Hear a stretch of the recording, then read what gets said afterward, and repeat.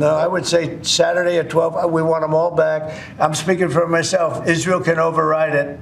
Just a day earlier, the American President Donald Trump threatened to revoke the Israel-Hamas ceasefire and let hell break out unless Hamas released all of the hostages the militant group was holding in Gaza by Saturday noon.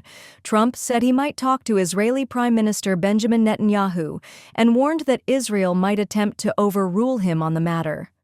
However, during an extensive interview with reporters in the Oval Office, Trump voiced his displeasure with the condition of the most recent set of captives that Hamas had released, as well as the militant organization's declaration that it would stop releasing more.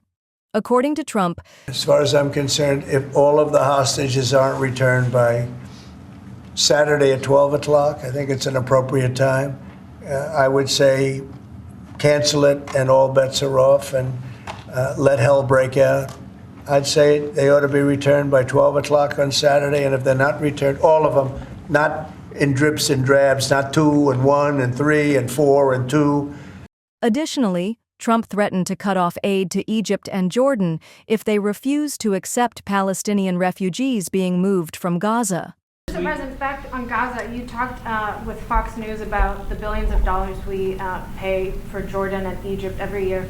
Would you withhold aid to these countries if they don't agree to take in the Palestinians? Yeah, maybe. Sure. Why not? You mean if they don't agree? If they don't agree, I would conceivably withhold aid, yeah. On Tuesday, he held a meeting with Jordan's King Abdullah II. The remarks were made on a day when Trump's plan for a U.S. occupation of Gaza after the combat ends caused some consternation. Contrary to his own authorities who had indicated that Gazans would only be temporarily moved, he stated that Palestinians would not have the right of return to the Gaza Strip under his plan to rehabilitate the region. In a quote from an interview with the Brett Baier broadcast on Monday on the Fox News channel, Trump also stated, would the Palestinians have the right to return?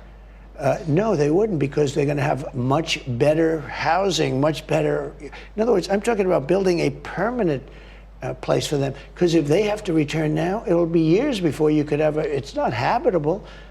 It will be years before it could happen. I'm talking about starting to build, and I think I could make a deal with Jordan. I think I could make a deal with Egypt. You know, we give them billions and billions of dollars a year. Trump made a shocking proposal on February 4th, following a meeting with Israeli Prime Minister Benjamin Netanyahu in Washington.